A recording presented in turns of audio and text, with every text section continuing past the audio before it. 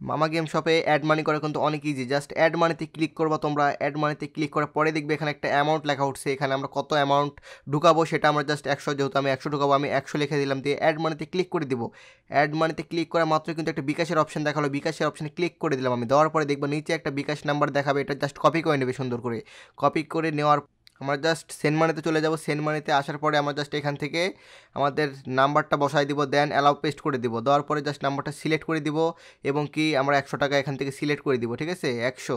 দেন আমরা পাসওয়ার্ডটা বসাই দিব। দেন আমরা পাসওয়ার্ডটা বসাই দিলে কিন্তু এখান থেকে ডান হয়ে যাবে, ঠিক আছে। সো ডান, আমার এখনই কিন্তু টাকাটা কমপ্লিট হয়ে গেল। দেন আমরা জাস্ট এখান থেকে ট্রানজ্যাকশন আইডিটা কপি করে নিব। ট্রানজ্যাকশন আইডিটা কপি করে নেওয়ার পরে জাস্ট আমরা এই ট্রানজ্যাকশন আইডিটা দিয়ে জাস্ট আমাদের এখানে ট্রানজ্যাকশন আইডি দিন, এখানে লেখা আছে, এখানে জাস্ট পেস্ট করে দিব। চিপে ধরে জাস্ট সুন্দর করে পেস্ট করে দিয়ে নিচে একটু স্ক্রল করে করে নিচে আসবো, এসে জাস্ট ভেরিফাই আছে এখানে জাস্ট ক্লিক করে দিব। একদম সিম্পল, ঠিক আছে। টাকা কিন্তু আমাদের ওয়ালেটে অ্যাড হয়ে গেছে, অনেক সিম্পল।